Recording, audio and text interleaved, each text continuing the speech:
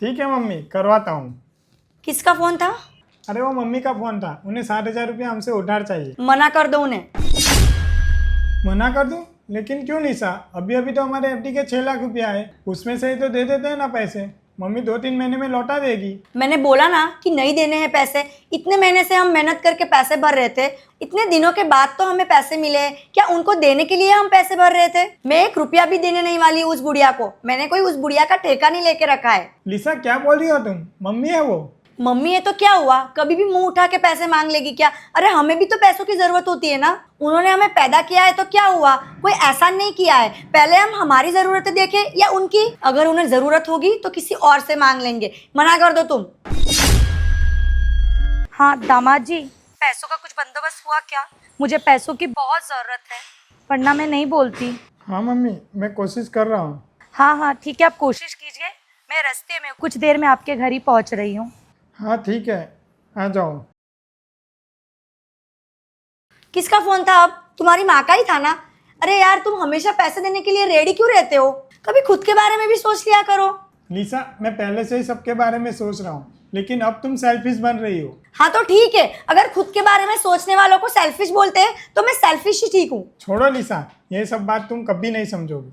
Mummy घर पे आ रही है, जल्दी खाना बनाओ।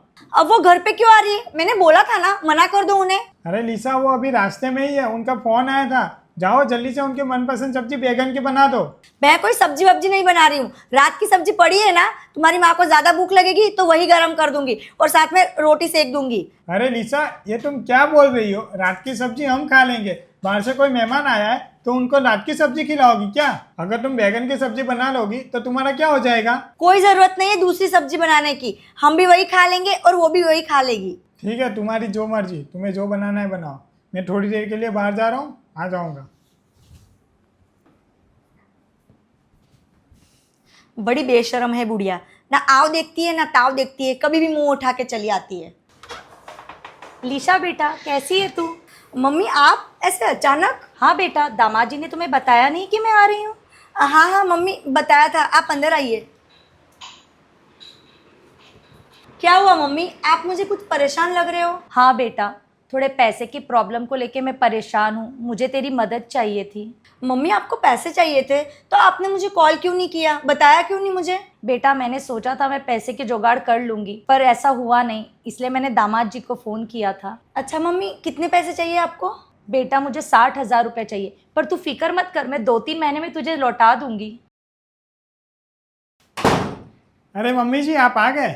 नमस्ते, कब आए आप? जी नमस्ते दामाद जी, अभी अभी आई हूँ। आप कैसे हो? भाविक, जरा 2 मिनट रूम में चलना ना, मुझे तुमसे कुछ बात करनी है। मम्मी आप 2 मिनट बैठिए, मैं अभी आता हूँ।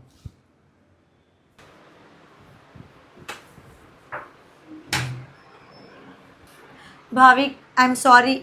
मुझे बिल्कुल भी पता नहीं था कि तुम मेरी मम्मी के बारे में बात कर रहे हो। मुझे लगा कि तुम्हारी मम्मी ने पैसे मांगे हैं 60,000। अब मुझे पता चल रहा है कि मैं कितनी सेल्फिश हो गई। मैं अपने किए पर बहुत शर्मिंदा हूँ भाविक।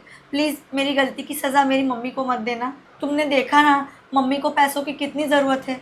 प्लीज़ तुम उन्हें मना मत करना। वाह, कमाल है। जब तुम्हें लगा कि मेरी मम्मी मुझसे पैसे मांग रही है तब तो तुम बड़ा मना कर रही थी, और जब तुम्हारी मम्मी को पैसे चाहिए तो बोल रही है कि उन्हें पैसे दे दो, मना मत करो। जब तुम ये भेदभाव करती हो ना तब मेरा दिल दुखता है, दिल। लिसा, मैंने कभी तुम्हारे परिवार में भेदभाव नहीं किया है, लेकिन तुमने आज मुझे मजबूर कर दिया है। मैं तुम्हारी मम्मी की कोई मदद नहीं करने वाला हूँ। जाओ और जाके सीधा मना कर दो। प्लीज़ भाविक, मना मत करो। मैं उनकी इकलौती बेटी हूँ। अगर मुसीबत में वो हमसे मदद नहीं मांगेगी तो किससे मांगेगी? देखो, वो सब मेरा प्रॉब्लम नहीं है। मैं उन्हें 1 रुपया नहीं दूंगा। अगर मैं उन्हें जाके मना करूंगा ना तो उनकी बहुत बेइज्जती होगी। जाओ तुम जाके मना करो, तुम जाओ यहाँ से।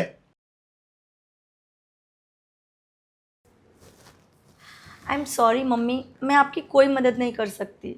बेटा ऐसा मत बोल, एक तुझसे ही आखिरी उम्मीद थी मुझे पैसों की बहुत ज़रूरत है, मेरी मदद कर दे। मम्मी जी, आप टेंशन मत लीजिए, मैंने पैसों का इंतजाम कर लिया है। आपको कल पैसे मिल जाएंगे। लेकिन भाभी। लिसा, तुम फिक्र मत करो, मैं भी तुम्हारी माँ को अपनी माँ की तरह ही समझता हूँ। लिसा, एक बात हमेशा याद रखना, रिश्तों का सही मतलब यही होता है कि हम एक दूसरे की हेल्प करें।